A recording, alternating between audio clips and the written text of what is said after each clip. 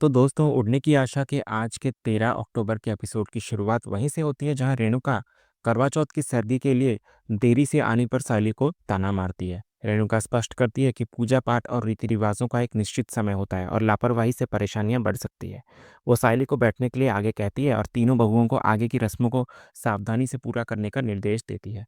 इधर रेणुका की नज़र अचानक रोशनी पे पड़ती है, जो फ़ोन में कुछ देखकर मुस्कुरा रही होती है। तभी रेणुका रोशनी को टोकती है कि वो फ़ोन के जोक्स पर बाद में हंसे और उसे याद दिलाती है कि उसने तेजस की लंबी आयु के लिए व्रत रखा है, इसलिए उसे अन्य सभी रीति रिवाजों पर ध्यान देना चाहिए।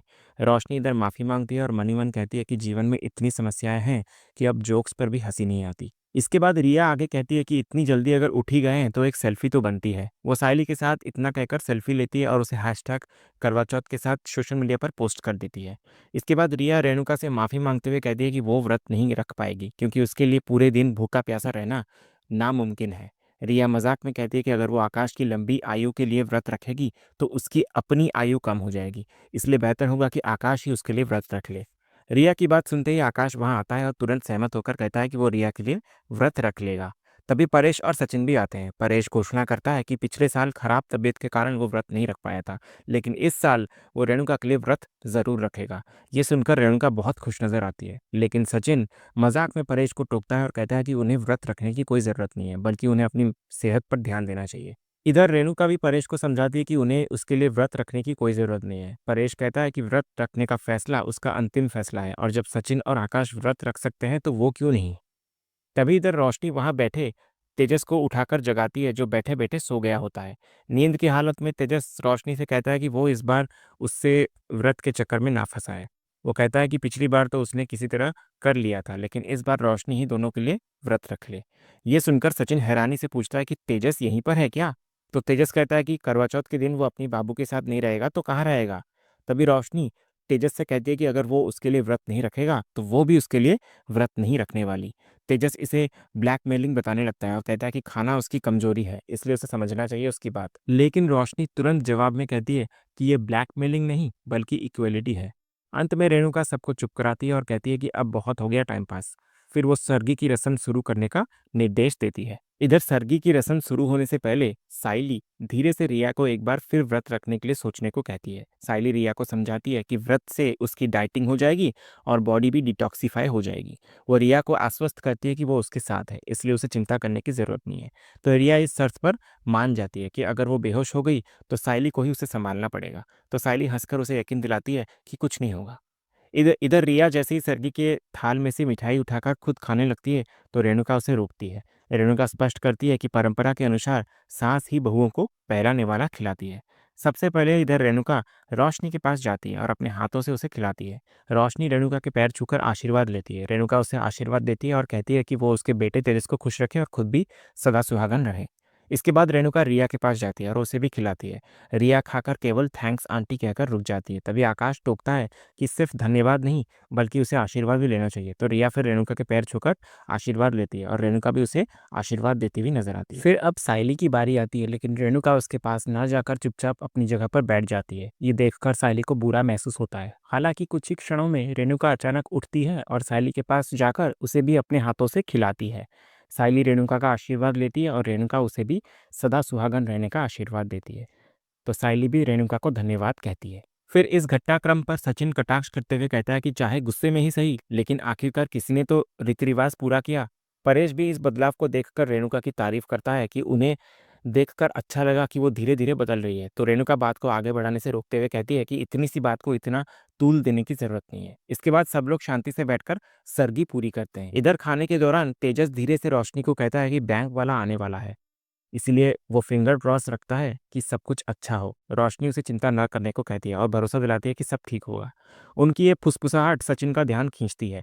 सचिन मन में सोचता है कि तेजस और रोशनी जरूर कोई गेम खेल रहे हैं और उसे इसका पता लगाना ही होगा। दूसरे सीन की शुरुआत बंगले के बाहर से होती है, जहां तेजस बैंक वालों से मीटिंग करके आता है। रेणुका और रोशनी तुरंत उससे मीटिंग के बारे में पूछती है, तो तेजस उन्हें बताने लगता है कि उसके पास एक अच्छी और एक बुरी खबर है। अच्छी खबर यह है कि उसका लोन पास हो गया है, लेकिन बुरी खबर यह है कि उसे 2 करोड़ 70 लाख की जगह सिर्फ 2 करोड़ का ही लोन मिला है। इसका मतलब है कि बाकी के 70 लाख रुपए उन्हें खुद ही अरेंज करने पड़ेंगे।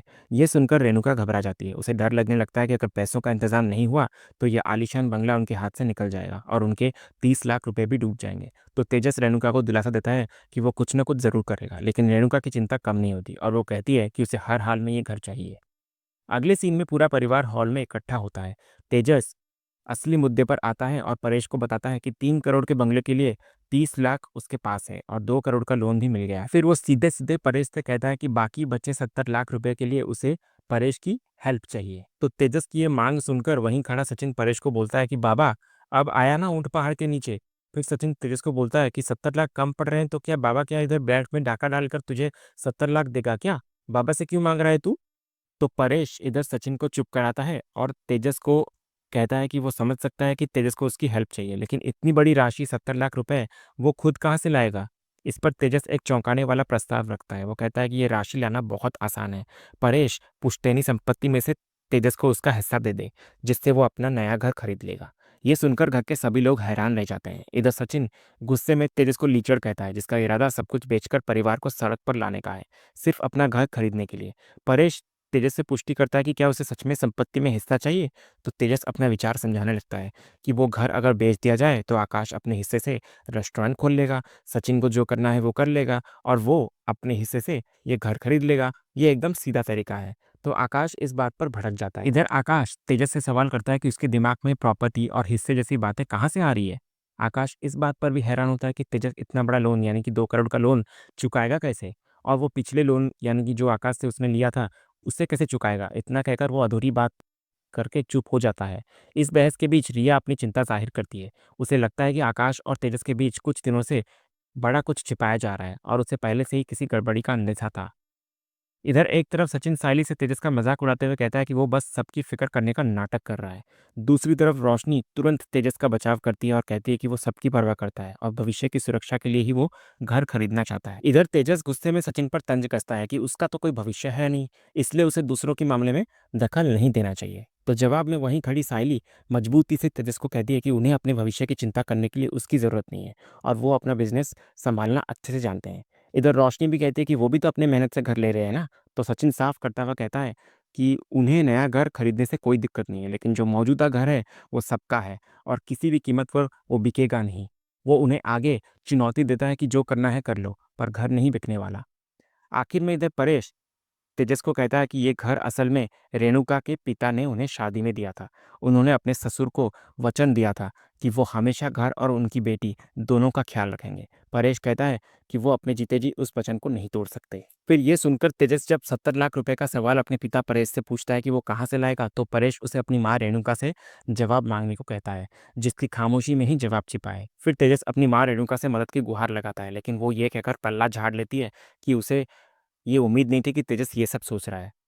इधर सचिन बीच में कूदते हुए तेजस पर ढोंगी और लालची होने का आरोप लगाता है, जो अपने फायदे के लिए माँ बाप को बेघर करने पर तुला है। इसके जवाब में तेजस तर्क देता है कि घर का बंटवारा तो एक दिन होना ही है, वो तो बस अपना हिस्सा भी मांग रहा है, इसमें गलत क्या है। इधर आकाश और सचिन तेजस के इस फैसले का पुरजोर विरोध करते हैं। सायली भी परेश और रेणुका का साथ देते हुए कहती है कि उन्हें किसी के लिए भी अपना घर बेचने की जरूरत नहीं है। फिर जब तेजस सायली को चुप कराने की कोशिश करता है तो सचिन अपनी पत्नी के बोलने के अधिकार का बचाव करते हुए उसे चेतावनी देता है। इधर मौखिक बहस इतनी बढ़ जाती है कि तेजस गुस्से में अपने भाई आकाश को धक्का देता हुआ नजर आता है। ये देखकर सचिन का गुस्सा फूट पड़ता है और वो तेजस का कॉलर पकड़ लेता है। फिर देखते ही देखते तीनों भाइयों के बीच हाथापाई शुरू हो जाती है। इधर परिवार के मुखिया परेश बीच बचाव करते हुए झगड़ा रोकता है। वो तेजस को साफ साफ और आखिरी फैसला सुनाता है कि जब तक घर का हर मेंबर, यहाँ तक कि उसकी माँ भी इस बात पर सहमत नहीं हो जाती, तब तक ये घर ना तो बिकेगा और ना ही उसका कोई बंटवारा होगा। इधर रेणुका भी भावुक होकर तेजस को साफ कह देती है कि ये घर उसके पिता की आखिरी निशानी है और वो इसे किसी भी स्वार्थ के लिए नहीं बेचेगी। इस पर तेजस अपनी मजबूरी बताने लगता है कि वो पहले ही 30 लाख रुपए दे चुका है और उसे बाकी के 70 लाख की सख्त ज़रूरत है। तो तेजस की जुबान फिसलते ही सचिन तुरंत शक जताने लगता है कि 30 लाख दे चुका है मतलब, लेकिन तेजस बात को टाल देता है। तभी रेणुका एक नया रास्ता सुझाती है और रोशनी से कहती है कि अगर पैसों की इतनी ज़रूरत है तो उसे अपने अमीर घर वालों से मदद मांगनी चाहिए। सचिन भी इस पर रोशनी को ताना मारता है, तो तेजस की उम्मीदों और सचिन के तानों के बीच फंसी रोशनी पैसों का इंतजाम करने का नाटक करती है। वो सबके सामने अपने चाचा को फ़ोन करने का दिखावा करती है, लेकिन असल में वो अपनी दोस्त शिखा से बात कर रही होती है। वो ज़ोर ज़ोर से 70 लाख रुपए की मदद मांगती है, जबकि दूसरी तरफ शिखा उसका मजाक उड़ा रही होती है। इधर फ़ोन रखने के बाद रोशनी सबको बताती है कि उसके चाचा पैसे का इंतजाम नहीं कर सकते। तो ये सुनकर सचिन रोशनी को बोलता है कि बाकी के टाइम तो तेरे दुबई वाले पापा बहुत पैसा भेजते हैं, लेकिन इस बार तेरा पापा पैसा क्यों नहीं भेज रहा है, क्या दिक्कत है? तो रोशनी बोलती है कि मुझे कैसे पता होगा कि क्या दिक्कत है, और तुम्हें तो हर बात में इंसान की मजबूरी का फ़ायदा उठाना ही आता है ना। फिर रोशनी अपना नाटक चालू करती है रोने की और कहती है कि हर रोज़ मैं पापा को याद करती हूँ, फिर भी आज तुम्हारे सवालों की वजह से मैंने आज उनसे पैसे मांगने के लिए फ़ोन किया। तभी तेजस सचिन को बोलता है कि देख सचिन, तू हमसे दूर रह, इसी में तेरी भलाई है। फिर तेजस रोशनी की बातों में आ जाता है और उसको संभालते हुए कहता है कि तुम शांत हो जाओ बाबू।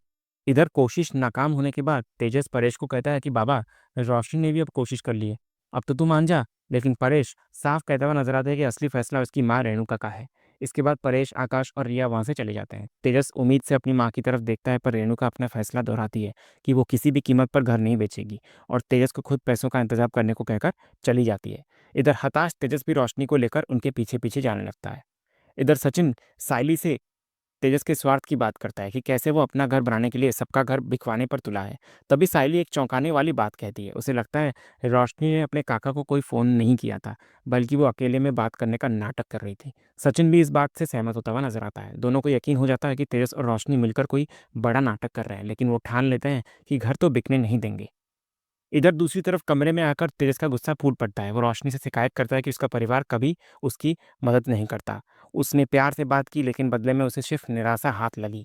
वो तनाव और करवा चौथ की व्रत के भूख की वजह से परेशान हो जाता है और रोशनी से कहता है कि अब उससे ये व्रत नहीं रखा जाएगा। ये कहकर वो चिप्स का पैकेट खाने के लिए निकालता है, लेकिन रोशनी तुरंत तेजस को रोक लेती है। वो गुस्से से कहती है कि एक तरफ वो भूखी प्यासी काम कर रही है और दूसरी तरफ तेजस चिप्स खाने की सोच रहा है। वो तेजस को अकेला छोड़ने के लिए कहती है, तो तेजस तुरंत बात पलट देता है और रोशनी को नेगेटिव ना सोचने के लिए कहता है। वो इल्ज़ाम परिवार पर डाल देता है कि वे लोग उनकी तरक्की से जलते हैं। फिर वो धीरे से रोशनी को उसके बाबा से दोबारा पैसे मांगने के लिए उकसाता है, लेकिन रोशनी साफ मना कर देती है। इधर रोशनी मन ही मन सोचती है कि तेजस कोई नया बखेड़ा ना खड़ा कर दे। तभी तेजस के दिमाग में एक आइडिया आता है। वो खुशी में बताने लगता है कि एक इंसान है जो उन्हें 70 लाख रुपए दे सकता है, और वो है संतोषी सर। तेजस का प्लान होता है कि वो सर को इस प्रॉपर्टी में एक बिजनेस का मौका दिखाकर इन्वेस्ट करने के लिए मना लेगा, क्योंकि वो उस पर बहुत भरोसा करते हैं। ये सुनकर रोशनी भी खुश नज़र आती है और प्लान में जोड़ती है कि घर खरीदने के बाद वे एक फ्लोर किराए पर दे देंगे और उसी के पैसे से ईएमआई भर लेंगे। अगला सीन होता है रात का सीन, जहाँ सब लोग स्विमिंग पूल के पास खड़े होते हैं और चांद के आने का इंतजार कर रहे होते हैं करवा चौथ का व्रत तोड़ने के लिए। तभी सचिन अचानक मजाक करते हुए परेश को बोलता है कि बाबा, मेरे को लगता है कि चांद हमसे आज नाराज़ है, क्योंकि मैं तो बहुत हैंडसम लग रहा है और तू भी बहुत हैंडसम लग रहा है और आकाश भी बहुत हैंडसम लग रहा है, तो हम तीनों लोग बहुत हैंडसम लग रहे हैं। फिर सचिन तेजस को दिखाते हुए बोलता है कि बस एक नकारा लीचड़ भगोड़ा मैं ना इस ग्रुप में है, जिसकी वजह से ये ग्रुप हैंडसम ग्रुप बनने से रुक गया है। तभी तेजस सचिन को बोलता है कि देख सचिन, मुझे ना अभी बहुत भूख लग रही है, तो तू मुझे परेशान मत कर। आखिरकार चांद निकल आता है। घर की सभी औरतें सायली, रेणुका, रोशनी और रिया पारंपरिक तरीके से पूजा करती हैं। वे छलनी से पहले चांद को और फिर अपने पतियों के चेहरे को देखती हैं। इसके बाद सभी पति अपनी पत्नियों को पानी पिलाकर और कुछ खिलाकर उनका व्रत तुड़वाते हैं। इधर व्रत टूटने के बाद तोहफों का दौर शुरू होता है। तेजस और रोशनी को दिखाया जाता है, जहां तोहफे के नाम पर तेजस रोशनी को एक बड़ा सपना दिखाता है। वो वादा करता है कि करवा चौथ में उसे वो यही घर खरीद कर गिफ्ट करेगा। रोशनी इस झूठे वादे से खुश होकर उसके गले लग जाती है। इधर आकाश रिया को सरप्राइज देते हुए एक खूबसूरत सोने की चेन तोहफे में देता है और अपने हाथों से उसे पहनाता है। इधर परेश रेणुका को लाल चूड़ियां देकर उसका दिल जीत लेता है।